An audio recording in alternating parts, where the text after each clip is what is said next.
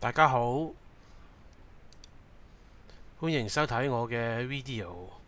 我係 Peter Lee，今日係2025年嘅10月18號晚上8點37分嘅香港時間。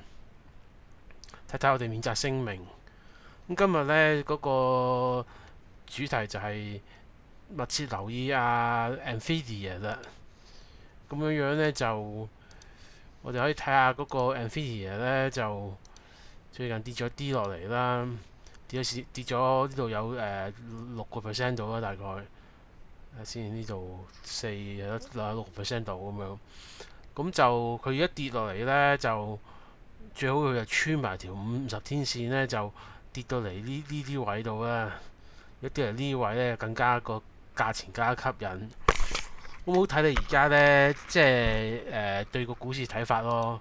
即係而家股市呢，就佢唔肯跌落嚟啦。咁如果係橫行嘅話呢，咁預計 Nvidia 呢都係橫行咁樣咯，都係咁樣橫行先至向上咁樣嘅。咁所以呢，就而家你買少少都得嘅，就唔好買太多啦。即係譬如如果你10蚊有10蚊嘅呢，你而家買1蚊或者2蚊咯。咁預計佢跌落嚟咁樣咯。咁但係如果佢唔跌落嚟呢，你就走一步噶啦。咁就嗱，其實佢都呢個股市呢，其實咁樣徘徊呢，徘徊之後呢，都可能會震落嚟嘅喎，咁樣樣嘅喎，其實都有可能嘅喎。咁所以大家呢，就密切留意住，如果個股市震落嚟呢，咁 Nvidia 呢亦都會震落嚟啦。咁震落嚟，譬如你呢位咁樣，大家可以考慮買啲啦嚇。咁如果佢再震落嚟，再震得更加多震得嚟呢度呢，咁啊更加又買啲啦，咁樣樣咯。咁佢250天線應該跌唔到嘅啦，我相信嚇。因為呢，就算佢跌落嚟咧，都唔會咁深，即係個股市啊跌落嚟都唔會咁深咯。咁所以呢，就我自己我都睇個股市係徘徊咯。所以呢，其實應該而家可以買少少 Nvidia 嘅。如果有10蚊嘅話呢，正如我講啦，1至2蚊咯。咁如果佢再跌落嚟咧，買多啲啦，咁樣樣咯。因為 Nvidia 係值得買嘅股票嚟㗎。嗱，佢嗰個 forward PE 咧係44啦，其實唔係好高㗎咋。以一隻咁即係咁賺錢嘅股票，咁好嘅股票嚟講呢，就唔係好高㗎咋。咁佢就最近有啲動作呢，就係投資呢個 OpenAI 啦，就用呢個100 billion 啊去投資入去 OpenAI 啦。咁啊，亦都係有10% AMD 嘅股份啦。本身已經有 CoreWeave 啦，就亦都係投資喺 CoreWeave 度呢。咁你見佢呢，就而家賺錢呢，就開始就周圍去霸基地啦。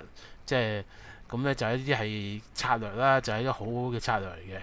咁呢，就睇到黃仁勳呢，就其實除咗係唔係淨係話想話做 chips 咁簡單啦，即係做晶片咁簡單啦，直情想真係各個範圍都要中佔咁樣咯。咁佢呢間其實 Nvidia 咧係好多現金嘅，因為賺好多錢咧，所以佢好多錢去做投資咯。咁而家佢做咗投資啦，咁咪好咯。咁所以咧就呢隻係好好嘅股票啦。所以咧而家可以買少都唔講太多啦，即係都講過好多次啦。呢度而家可以買少少咯，即係一兩10蚊買1兩蚊到㗎咋。但係如果佢徘徊之後彈上去呢，咁冇法喎。咁所以呢，就你就走寶㗎喎。所以呢，都個人決定啦。因為我覺得呢，佢應該可能會跌深啲嘅，可能喺呢個位呢會跌到嚟呢個位嘅先至上嘅嚇。咁佢呢個位呢，就應該比較低啲機會咯嚇。咁但係呢，就呢個位啊，最好就到時你又買多啲咯。你呢度買10蚊，你買4蚊咁樣咯。呢度就買埋嗰4蚊啊，咁樣或者咁樣咯。但係佢未必跌得咁深㗎嚇。咁如果佢橫行之後上去呢，咁咪走步咯。但係就走步另外一隻咯，都可以嘅嚇。咁呢啲我嘅分析，咁覺得應該密切關注呢個 Nvidia 嘅。多謝收看，拜拜。